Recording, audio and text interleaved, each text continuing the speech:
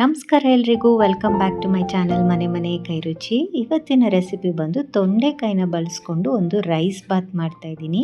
Fresh ಆಗಿ ಮಸಾಲೆ ಪದಾರ್ಥಗಳನ್ನೆಲ್ಲ ಹುರಿದು ದಮ್ ವಾಂಗಿಬಾತ್ ಮಾಡ್ತಾರಲ್ವ, ಆ ಸ್ಟೈಲಲ್ಲಿ ನಾನು ತೊಂಡೆಕಾಯಿ ರೈಸ್ ಬಾತ್ ಮಾಡೋದನ್ನು ತೋರಿಸ್ತಾ ಇದ್ದೀನಿ.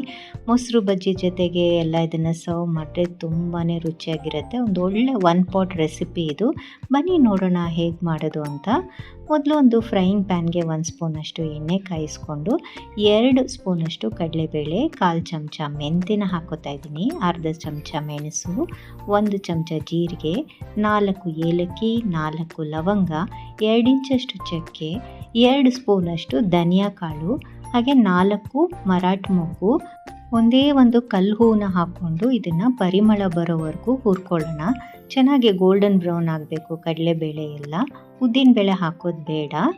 ಇದಕ್ಕೆ ನಾನು 4 ಬೇಡಿಗೆ ಮೆಣಸಿನ್ಕಾಯಿ, ಒಂದು 5 ಗುಂಟೂರು ಮೆಣಸಿನ್ಕಾಯಿ, 2 ಗುಂಡು ಮೆಣಸಿನ್ಕಾಯಿ, ಒಂದು ಸ್ವಲ್ಪ ಕರಿಬೇವಿನ ಸೊಪ್ಪು, ಒಂದು 2 ಗರಿಯಷ್ಟು ಕರಿಬೇವಿನ ಸೊಪ್ಪನ್ನು ಹಾಕ್ಕೊಂಡು ಹುರಿತಾ ಇದ್ದೀನಿ. ಫ್ಲೇಮ್ನ ಲೋ ಟು ಮೀಡಿಯಮ್ ಫ್ಲೇಮ್ ಇಟ್ಕೊಂಡು ಇದನ್ನು ಚೆನ್ನಾಗೆ ಪರಿಮಳ ಬರೋ ಹಾಗೆ ಹುರಿಬೇಕಾಗತ್ತೆ. ತುಂಬ ಸೀಸ್ಕೊಳ್ಳೋಕ್ಕೆಲ್ಲ ಹೋಗಬಾರ್ದು. ಸೀದ್ರೆ ಈ ಪುಡಿ ಟೇಸ್ಟ್ ಹಾಳಾಗಿಬಿಡುತ್ತೆ. ಈಗ ಇದು ರೆಡಿಯಾಗಿದೆ. ಈಗ ಇದನ್ನು ಒಂದು ಮಿಕ್ಸಿ ಜಾರ್ಗೆ ಶಿಫ್ಟ್ ಮಾಡ್ಕೋತಾ ಇದ್ದೀನಿ. ಈಗ ಇದನ್ನು ತೀರಾ ನುಣ್ಣಗೂ ಅಲ್ಲ, ತೀರಾ ತರಿನೂ ಅಲ್ಲ, ಆ ರೀತಿ ಇದನ್ನು ಪುಡಿ ಮಾಡ್ಕೊಳ್ಬೇಕಾಗತ್ತೆ.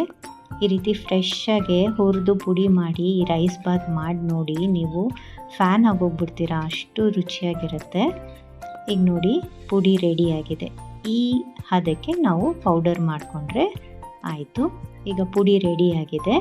ಈಗ ಇದನ್ನು ಸೈಡಿಗೆ ಎತ್ತಿಟ್ಕೊಂಡ್ಬಿಟ್ಟು ರೈಸ್ ಬಾತ್ ಮಾಡೋಕ್ಕೆ ಸ್ಟಾರ್ಟ್ ಮಾಡೋಣ. ಇಲ್ಲಿ ನಾನು ಒಂದು ಕುಕ್ಕರ್ನ ಇಟ್ಕೊತಾ ಇದ್ದೀನಿ. ಕುಕ್ಕರ್ಗೆ ನಾನು 2-3 ಚಮಚ ಎಣ್ಣೆ ಹಾಕಿದ್ದೀನಿ, 1 ಸ್ಪೂನು ತುಪ್ಪ ಹಾಕ್ಕೊಂಡು 1 ಈರುಳ್ಳಿನ ಹಾಕ್ಕೊಂಡು ಫ್ರೈ ಮಾಡ್ತಾಯಿದ್ದೀನಿ. ಈರುಳ್ಳಿ ಬೇಡ ಅನ್ನೋರು ಸ್ಕಿಪ್ ಮಾಡ್ಬೋದು. ಹಾಗೆ ನಾನಿಲ್ಲಿ ಒಂದು 1/4 kgಯಷ್ಟು ತೊಂಡೆಕಾಯಿನ ಚೆನ್ನಾಗಿ ವಾಶ್ ಮಾಡಿ ಈ ರೀತಿ ಉದ್ದುದ್ದಕ್ಕೆ ಕಟ್ ಮಾಡಿ ಹಾಕೋತಾ ಇದ್ದೀನಿ. ಇದೆಲ್ಲ ಚೆನ್ನಾಗಿ ಹಸಿ ವಾಸನೆ ಹೋಗೋವರೆಗೂ ಹುರ್ಕೊಳ್ಳೋಣ. ತೊಂಡೆಕಾಯಿ ಯಾರೆಲ್ಲ ತಿನ್ನಲ್ಲ ಅಂತಾರೋ ಅವ್ರಿಗೆ ಈ ರೆಸಿಪಿ ಮಾಡಿಕೊಡಿ, ಖಂಡಿತ ತಿಂದೇ ತಿಂತಾರೆ, ಅಷ್ಟು ರುಚಿಯಾಗಿರುತ್ತೆ. ಈಗ ಇದು ತೊಂಡೆಕಾಯಿ ಎಲ್ಲ ಚೆನ್ನಾಗಿ ಫ್ರೈ ಆಗಿದೆ. ಇದಕ್ಕೆ ನಾನು 1 ಕಪ್ಪಷ್ಟು ಕ್ಯಾಪ್ಸಿಕಮ್ಮು, ಸುಮಾರು 1 ಕ್ಯಾಪ್ಸಿಕಮ್ ಅನಿಸುತ್ತೆ, ದೊಡ್ಡದಾಗಿ ಕಟ್ ಮಾಡಿ ಹಾಕಿದ್ದೀನಿ. ಹಾಗೆ ನೆನೆಸಿಟ್ಕೊಂಡಿರೋಂಥ ಕಡಲೆಕಾಳು, ಕಾಬೂಲ್ ಕಡಲೆಕಾಳನ್ನ ಹಾಕೋತಾ ಇದ್ದೀನಿ. ಸುಮಾರು 1 ಕಪ್ಪಷ್ಟು ಕಾಬೂಲ್ ಕಡಲೆಕಾಳನ್ನ ನೆನೆಸಿ ಇದಕ್ಕೆ ಸೇರಿಸ್ಕೋತಾ ಇದ್ದೀನಿ.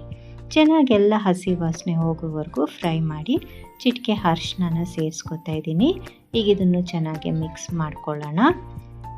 ಈಗಿದು ಆಗಿದೆ. ಈಗ ಇದಕ್ಕೆ 2 ನಾಟಿ ಟೊಮ್ಯಾಟೋನ ಸೇರಿಸ್ಕೋತಾ ಇದ್ದೀನಿ. ಹುಣಸೆ ಹುಳಿ ಎಲ್ಲ ಹಾಕ್ತಾರೆ, ಬಟ್ ನಾನಿಲ್ಲಿ ಟೊಮ್ಯಾಟೋನೇ ಹಾಕ್ತಾಯಿದ್ದೀನಿ. ರುಚಿಗೆ ಎಷ್ಟು ಬೇಕೋ ಅಷ್ಟು ಉಪ್ಪನ್ನು ಹಾಕ್ಕೊಂಡು ಮಿಕ್ಸ್ ಮಾಡ್ಕೊಳ್ಳೋಣ. ಕಾಬೂಲ್ ಕಡಲೆ ಎಲ್ಲ ಹಾಕಿರೋದ್ರಿಂದ ತುಂಬ ಪ್ರೋಟೀನ್ ರಿಚ್ ಆಗೂ ಇರುತ್ತೆ. ಈಗ ನೋಡಿ ನಾನಿಲ್ಲಿ ಅರ್ಧ ಬೌಲಷ್ಟು ಅಕ್ಕಿನ ತೊಳೆದು ಸೇರಿಸ್ಕೋತಾ ಇದ್ದೀನಿ. ಬೇಕಿದ್ದರೆ ಸ್ವಲ್ಪ ಹೊತ್ತು ನೆನೆಸಿಟ್ಟು ವಾಶ್ ಮಾಡಿಕೊಂಡು ನೀವು ಇದಕ್ಕೆ ಹಾಕ್ಕೋಬೋದಾಗತ್ತೆ. ಅರ್ಧ ಬೌಲಷ್ಟು ಅಕ್ಕಿನ ಹಾಕ್ಕೊಂಡಿದ್ದೀನಿ. ನಾರ್ಮಲ್ ಸೋನಾ ಮಸೂರಿ ಅಕ್ಕಿನ ಹಾಕ್ಕೊಂಡಿದ್ದೀನಿ. ಹಾಗೆ ನಾವು ಪುಡಿ ಮಾಡಿಟ್ಕೊಂಡ್ವಲ್ಲ ಆಗಲೇ ಹುರಿದು, ಆ ಪೌಡರ್ನ 3-4 ಚಮಚದಷ್ಟು ನಾನಿಲ್ಲಿ ಸೇರಿಸ್ಕೊಂಡಿದ್ದೀನಿ. ಚೆನ್ನಾಗೆಲ್ಲ ಹೊಂದ್ಕೊಳ್ಳೋ ರೀತಿ ಒಂದು ಸಲ ಮಿಕ್ಸ್ ಮಾಡ್ಕೊಳ್ಳೋಣ.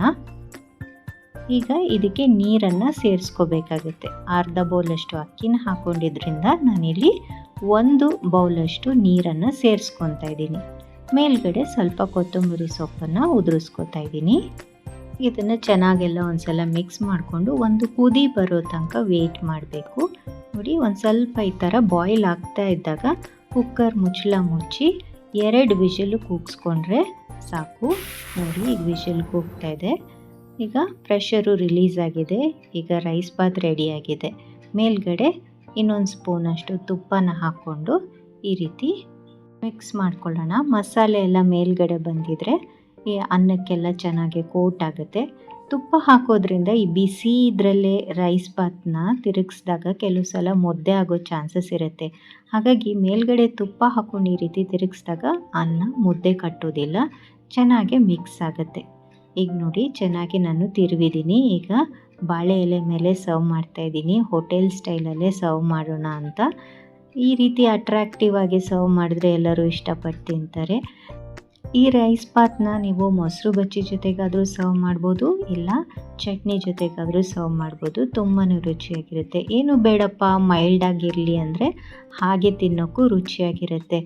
ಲಂಚ್ ಬಾಕ್ಸ್ಗೆ, ಬ್ರೇಕ್ಫಾಸ್ಟ್ಗೆ ಮತ್ತು ಮಧ್ಯಾಹ್ನದ ಊಟಕ್ಕೆ ಪರ್ಫೆಕ್ಟ್ ರೆಸಿಪಿ ಇದು. ನಮ್ಮ ಮನೆಯಲ್ಲಂತೂ ವಾರಕ್ಕೊಂದು ದಿವಸ ಖಂಡಿತ ಮಾಡ್ತೀವಿ. ಇದನ್ನು ಟ್ರೈ ಮಾಡಿ ಹೇಗೆ ಬಂತು ಅಂತ ಖಂಡಿತ ಕಮೆಂಟ್ ಸೆಕ್ಷನಲ್ಲಿ ತಿಳಿಸಿ.